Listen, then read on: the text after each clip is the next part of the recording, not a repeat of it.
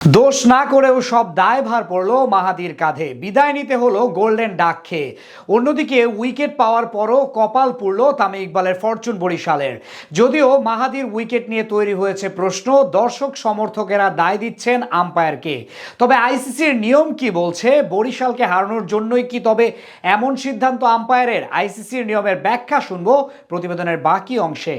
ব্যাটারকে out না দিলে বোলারদের কপাল পোড়ার ঘটনা ক্রিকেট পাড়ায় খুব স্বাভাবিক। তবে এবার ব্যাটারকে আউট করেই যেন কপালটা আরও পুড়ল তামিম ইকবালের ফরচুন বরিশালের। শেষ ওভারের নাটকীয়তায় ম্যাচ হারের পর অধিনায়ক তামিম ভাবতেই পারেন, আগের ওভারে যদি মেহেদী আউট না হয়ে সোহানি বিদায় নিত। অধিনায়ক তামিমের এমন ভাবাটাও তো খুব স্বাভাবিক। শেষ ওভারে যা করে দেখালেন নুরুল হাসান সোহান, সেটা তো কল্পনাতেও আনতে পারেনি বর্তমান চ্যাম্পিয়নরা।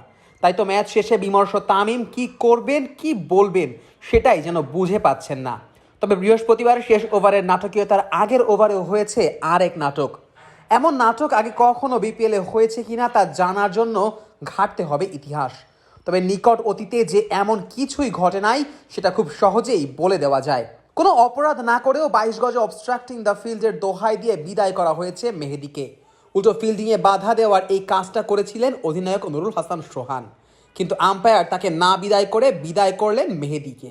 আর সেটাই যেন শাপে বড় হয়ে দাঁড়ালো রংপুরের জন্য, আর কপালটা পুড়ল ফরচুন বরিশালের।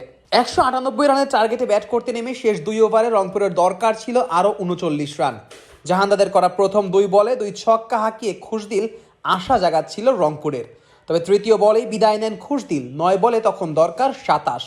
আর তখনই ঘটে ম্যাচের সবচেয়ে আলোচিত কাণ্ড। নিজের প্রথম বলেই ক্যাচ তুলে দেন মেহেদী। সেই ক্যাচ ধরতে গিয়েছেন স্বয়ং বোলার জাহান্দাদি। অন্য প্রান্তে থাকা সোহান অবশ্য জাহান্দাদকে সহজ ক্যাচ ধরতে বাধা দিয়ে বসেন। ম্যাচের এমন মুহূর্তে এই ঘটনা মানতেই পারেনি বরিশালের ক্রিকেটাররা। সাথেই আবেদন করে বসে উইকেটের। থার্ড আম্পায়ার তাদের আবেদনে সাড়া দিয়ে বিগ স্ক্রিনে আউটের সিদ্ধান্ত দেন। তবে তখন কে আউট হবেন সেটা নিয়ে শুরু হয়েছিল সংশয়। মেহেদী ক্যাচ তুলে দিলেও সেটা ধরতে ব্যর্থ হন জাহান্দাদ। এমনকি ক্যাচ ধরতে বাধা দেওয়ার ক্ষেত্রেও কোনো হাতই ছিল না মেহেদীর। তবে আম্পায়ার সিদ্ধান্ত নেন প্যাভিলিয়নে যেতে হবে মেহেদীকেই। এখন প্রশ্ন উঠেছে, আম্পায়ারের সেই সিদ্ধান্ত কি আদৌতে সঠিক ছিল, নাকি তামিমের দলের বিপক্ষে ভুল সিদ্ধান্ত নিয়েছে আম্পায়াররা? আইসিসির নিয়ম অবশ্য বলছে আম্পায়ারের পক্ষেই। এমসিসি আইনের 37.3 ধারায় ক্যাচের ক্ষেত্রে অবস্ট্রাক্টিং দ্য ফিল্ড সম্পর্কে বলা আছে। সেখানে লেখা আছে, যদি ডেলিভারি না হয়ে থাকে তাহলে যে ব্যাটসম্যানই ক্যাচে বাধা দিক না কেন আউট হবেন স্ট্রাইকে থাকা ব্যাটসম্যান।